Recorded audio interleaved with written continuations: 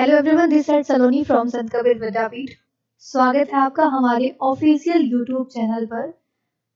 जहां तक आप जानते हैं कि हम बीए सेकेंड सेमेस्टर ज्योग्राफी की क्लासेस चला रहे हैं, जिसमें हम ह्यूमन ज्योग्राफी को कवर कर रहे हैं। और पिछली क्लासेस में आपने यूरोपीय और एशियाई जनसमूह के बारे में कुछ बातें आपको जानकारी में प्राप्त हुई थी। जो हमारा सेकेंड यूनिट है या थर्ड यूनिट है, उसमें हम वर्ल्ड पॉपुलेशन डिस्ट्रीब्यूशन के बारे में बात कर रहे हैं। उसी पर आधारित ये हमारा टॉपिक आज का भी है, क्योंकि हम जब वर्ल्ड पैटर्न पर पॉपुलेशन डिस्ट्रीब्यूशन की बात करते हैं तो वो 4 पार्ट में हमने अपने अध्ययन में सुगमता के लिए ही 4 भागों में उसको विभाजित किया है। और पिछली क्लासेस में हमने यूरोपीय और एशियाई जनसमूह के विषय में जानकारी प्राप्त की थी।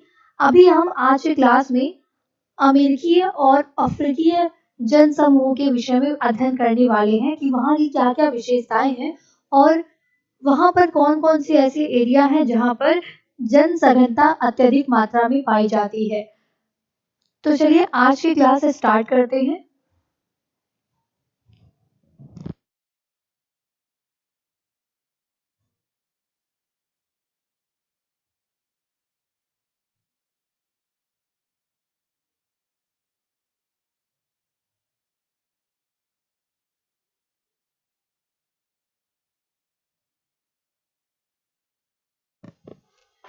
जैसा कि हम पिछली क्लास में अध्ययन कर चुके हैं यूरोपीय और एशियाई जनसमूह के बारे में, तो अभी हम स्टार्ट करने से पहले दोनों का एक थोड़ा सा तुलनात्मक अध्ययन कर लेते हैं।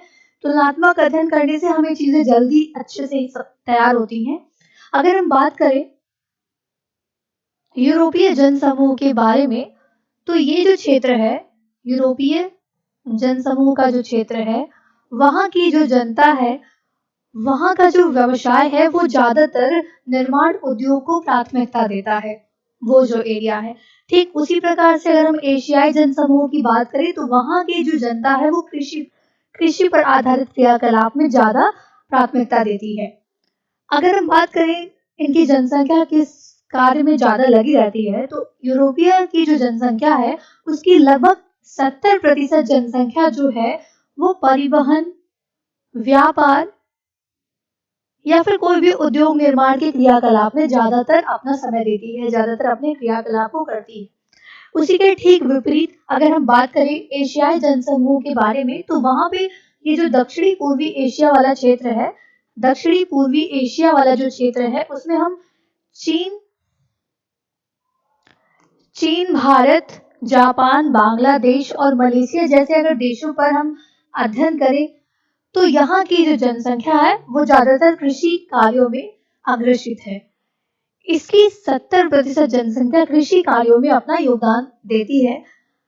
लेकिन ये जो हमारा एशियाई जनसमूह वाला क्षेत्र है, उसमें जापान ही एक कह सकते हैं कि एकमात्र, वैसे तो है तो सभी जगह उद्योग के कार्य होते रहते हैं, लेकिन अगर हम विकास, बहुत अधिक विकास तकनीकी जहां पर हुआ है, तो एक जापान ही है जो एशियाई जनसमूहों में जापान की जो क्रियाकलाप है वो उद्योगों में ज्यादातर आगे है। अगर हम बात करें यूरोपीय जनसमूह की, तो यहाँ पर कोयला और लोहे के खनिज जिस स्थानों पर पाए जाते हैं, वहां पर जनसंख्या की सघनता बहुत ज्यादा मात्रा में पाई जाती है। ठीक उसी के साथ साथ कुछ समुद्रीय तटे भी हैं जहां पर लोगों का बसाव ज्यादा मात्रा में देखने को मिलता है। अगर हम बात करें एशियाई जनसमूह की, अब हम आते हैं तो एशियाई जनसमूह में यहाँ पे जो देश है उनकी जो जलवायु है वो मानसूनी है। इस कारण उनको पर्याप्त वर्षा और फसल उगाने के लिए एक लंबा मौसम, अच्छा वाला मौसम प्राप्त हो जाता है। इस वजह से वहां पर लगभग एक वर्ष में 2-3 फसलें उगाई जा सकती हैं, 2-3 फसलें उगाई जाती हैं, जिसकी वजह से वहां की जनता ज्यादातर ऐसे स्थानों पर रहना पसंद करती है जहां पर खेती या खेती के क्रियाकलाप ज्यादा अच्छे से हो पाए। आइए वापस से हम जानते हैं कि ये यूरोपीय देशों की क्या और विशेषताएं हैं। लगभग कुछ स्थान ऐसे हैं जो क्योंकि ये स्थान ऐसा है जो समुद्र से बहुत सटा हुआ है, समुद्र की समीपता है, इस वजह से वहां पर अच्छी पवन प्राप्त हो जाते हैं और परिवहन करना सुलभ हो जाता है। परिवहन करना सुलभ हो जाता है। हवाओं का बहुत ज्यादा योगदान होता है परिवहन में। अगर हम बात करें, केवल ये समुद्री वाले जलयानों में ही नहीं होता है, बल्कि अगर आप ज्यादा गौर करेंगे तो हम नॉर्मल जिस स्थान पर चल रहे होते हैं, एक धरातलीय स्थान पर भी जो भी परिवहन उपलब्ध होते हैं, उनमें भी पवनों का बहुत बड़ा योगदान होता है। इसी के ठीक विपरीत एशियाई देशों की अगर हम बात करें, तो यहाँ पर मैदानी धरातल में खेती होती है और वहां पर जिन स्थानों पर भूमि और सिंचाई के साधन अत्यधिक मात्रा में उपलब्ध हो जाते हैं, लोग वहां रहना ज्यादा पसंद करते हैं। यूरोपीय जनसमूह की अगर हम बात करें तो अंतर महाद्वीपीय ये क्षेत्र है। अंतर महाद्वीपीय क्षेत्र में व्यापार की मात्रा अधिक है। व्यापार की मात्रा अधिक है, इसीलिए उन स्थानों पर जहां पर व्यापार की मात्रा अधिक हो रही है, वहां पे पॉपुलेशन ज्यादा है। और अगर हम बात करें एशियाई की, तो जिन स्थानों पर नदी बेसिन एरिया है, वो नदी बेसिन एरिया पर पॉपुलेशन बहुत अधिक मात्रा में देखने को प्राप्त होता है। अगर हम बात करें नदियों का इनमें क्या सहयोग होता है, दोनों प्रांतों में, दोनों क्षेत्रों में नदियों का क्या योगदान रहता है, तो नदियां जो होती हैं वो, अगर हम यूरोपीय क्षेत्रों की बात करें तो कारखानों से जो जल प्राप्त होता है, जो गंदा रहता है, वो लोग नदियों में प्रवाहित कर दिए जाते हैं, तो नदियों से उनको एक सहायता मिल जाती है। ठीक उसी प्रकार से जल विद्युत शक्ति प्राप्त होती है नदियों से ही। और अगर हम बात करें एशियाई देशों की, तो यहाँ पर नदियों का उपयोग ज्यादातर लोग कृषि के कार्यों में करते हैं और नदियों से उनको एक अच्छी जलोढ़ मिट्टी प्राप्त हो जाती है, जो कि किसी भी फसल के लिए बहुत ज्यादा अच्छी मानी जाती है। नदियों से जो भूमि है वो समतल बनती है और ये एशियाई जनसमूह के लिए एक लाभ होता है नदियों से। अगर हम बात करें जनता की, जो श्रमिक है वो किस प्रकार से हैं, तो यूरोपीय क्षेत्र जो है वहां पे जो जनसंख्या है वो अधिक मात्रा में शिक्षित है।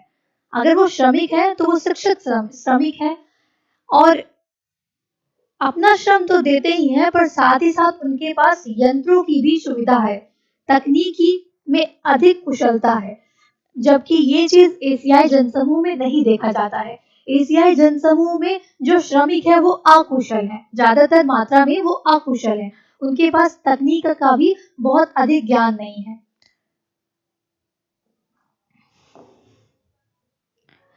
अभी तक हमने यूरोपीय और एशियाई जनसमूह के विषय में एक अध्ययन किया है। अब हमने जो वर्ल्ड पैटर्न पर पॉपुलेशन डिस्ट्रीब्यूशन का जो बांटा है 4 भागों में, उसी का जो तीसरा माना जाता है अमेरिकन जनसमूह। चलिए हम जानते हैं कि ये अमेरिकन जनसमूह की क्या क्या विशेषताएं हैं और इनके प्रमुख प्रमुख क्षेत्र कौन कौन से हैं।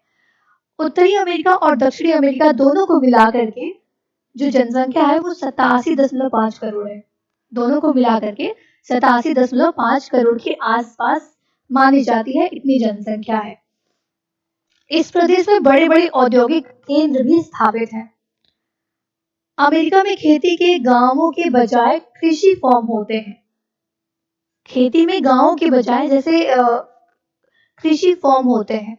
जैसे हम लोग के एरिया में ऐसा देखा जाता है एशियाई क्षेत्रों में कि गांव गांव में लोग कृषि कर रहे होते हैं, लेकिन जो हमारा अमेरिकन वाला क्षेत्र है वहां पर एक बड़े बड़े हेक्टेयर में लोग अपनी खेती कर रहे होते हैं। एक बहुत बड़ा भूभाग उनके अंडर में रहता है।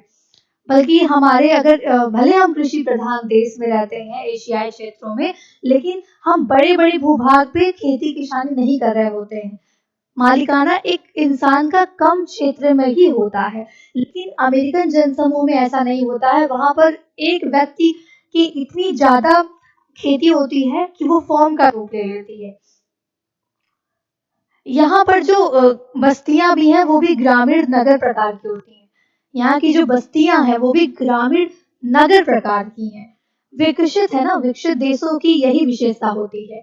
यूएसए में अब पश्चिम की ओर को भी जनसंख्या का प्रसार हो रहा है और पश्चिमी तट पर भी बड़े बड़े नगरों का विकास देखने को मिल रहा है। आने वाले समय में ये और भी ज्यादा, कुछ कुछ क्षेत्र हैं जो विकसित नहीं हो पाए हैं, वो भी विकसित हो जाएंगे। हम अध्ययन करने में अपनी सहजता के लिए दो भागों में इसको विभाजित करके अध्ययन करते हैं।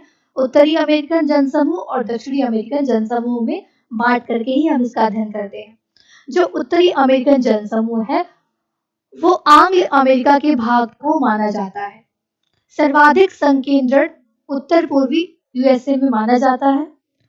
30 डिग्री से 40 डिग्री उत्तर पर उच्च घनत्व वाला क्षेत्र होता है, जनसंख्या का उच्च घनत्व पाया जाता है। 30 डिग्री अक्षांश से 40 डिग्री अक्षांश उत्तर में जनसमूह अधिक मात्रा में पाया जाता है। ये जो क्षेत्र है उत्तरी अमेरिकन जनसमूह का, वो विश्व का लगभग 7% जनसंख्या का भाग लिए हुए है। 7%। यहाँ पर तकनीकी विकास अधिक मात्रा में देखने को मिलता है और जनसंख्या की दर जो है, जनसंख्या वृद्धि की जो दर है वो कम देखी जाती है।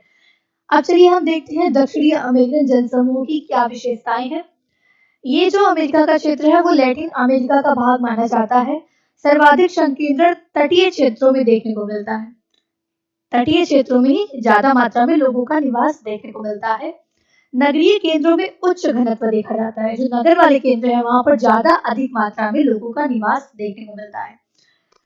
सर्वाधिक जनसंख्या का भाग नगरों में देखने को मिलता है, लेकिन तकनीकी विकास जो है वो इन क्षेत्रों में उत्तरी अमेरिकन जनसमूह की तुलना में कम मात्रा में देखी जाती है। ठीक इसी के विपरीत जनसंख्या वृद्धि की दर जो है वो बहुत अधिक मात्रा में दक्षिणी अमेरिकन जनसमूह में देखने को प्राप्त होती है।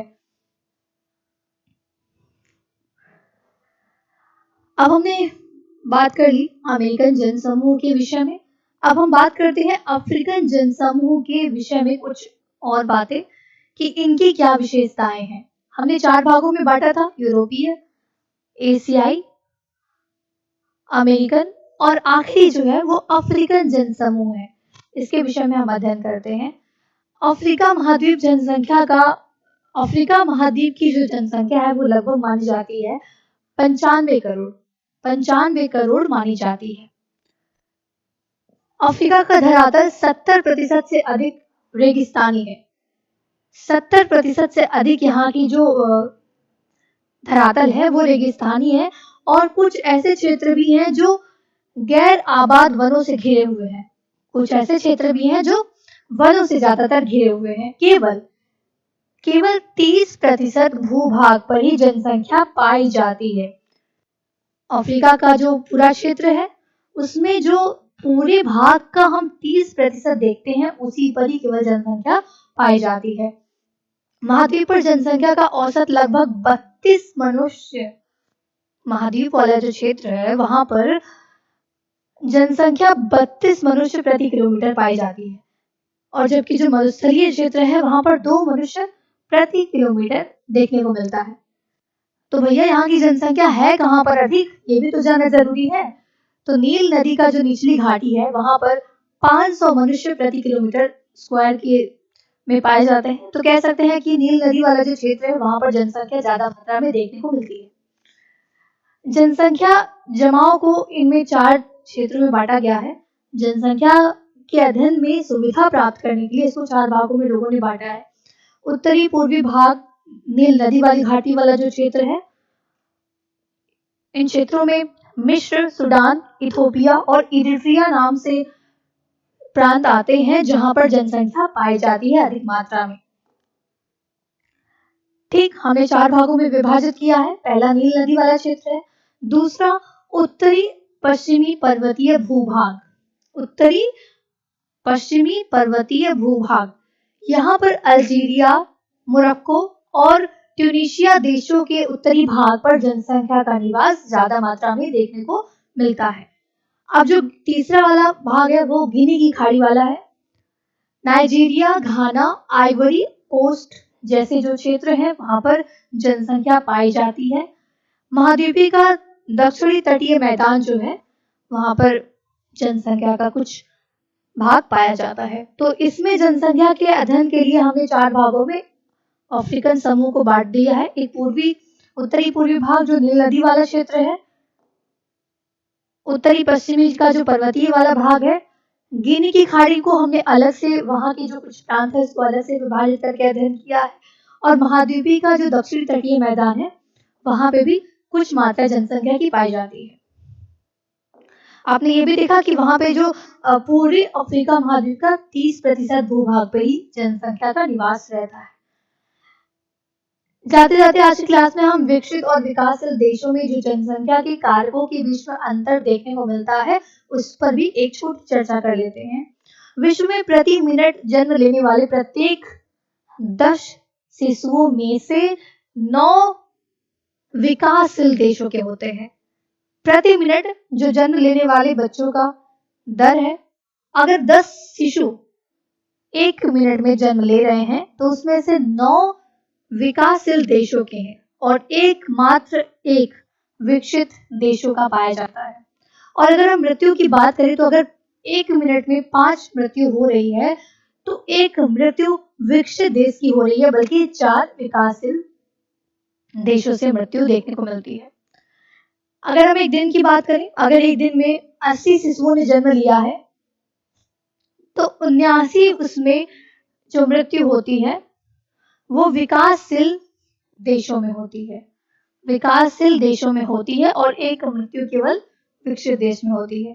विकासशील देशों में मृत्यु की ज्यादातर वजह यही होती है कि यहाँ पर पर्याप्त मात्रा में उतनी सुविधाएं नहीं प्राप्त होती हैं।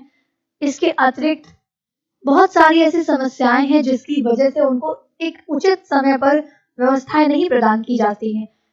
कई सारी तो कुपोषण से यहाँ पे मृत्यु हो जाती है, ठीक, और भी ऐसी बहुत सारी समस्याएं देखने को मिलती है जिसकी वजह से विकासशील देशों में मृत्यु दर अधिक होता है। हालांकि जन्म दर भी बहुत अधिक है, लेकिन जन्म दर के साथ साथ मृत्यु दर भी बहुत अधिक माना जाता है।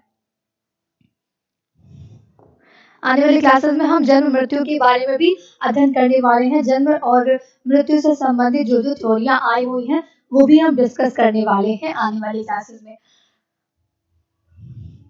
और अगर हम वृद्धि की बात करें कि प्रति मनुष्य के जो वृद्धि होती है विश्व में प्रति 50 व्यक्तियों की प्राकृतिक वृद्धि में 49 व्यक्तियों की वृद्धि जो होती है वो विकासशील देशों में होती है, बल्कि विकसित देशों में प्रति व्यक्ति की वृद्धि में केवल 2% ही भागीदारी होती है। 2% ही भागीदारी होती है। आज की क्लास में हमने अध्ययन किया कि हम कैसे वर्ल्ड पैटर्न पर पॉपुलेशन डिस्ट्रीब्यूशन को समझते हैं। उसके लिए हमने इसको 4 भागों में विभाजित किया, यूरोपीय, एशियाई, अफ्रीकन और अमेरिकन। हमने अमेरिकन को भी 2 भागों में विभाजित करके अध्ययन किया। ठीक उसी प्रकार से हमने अफ्रीका को भी 4 भागों में विभाजित करके अध्ययन किया। पिछले क्लासेस और ये वाली क्लासेस दोनों को अगर आप एक साथ पढ़ेंगे तो आपको बहुत ही अच्छे से समझ में आने वाला है। आने वाली क्लासेस में हम आपका ये जो पूरा सिलेबस है उसके अकॉर्डिंग ही एक प्रॉपर सिलेबस के अकॉर्डिंग वीडियोस क्लासेस लेते आएंगे। तब तक के लिए बने रहिए संत कबीर विद्यापीठ के ऑफिशियल यूट्यूब चैनल के साथ। मिलते हैं अगली क्लास में।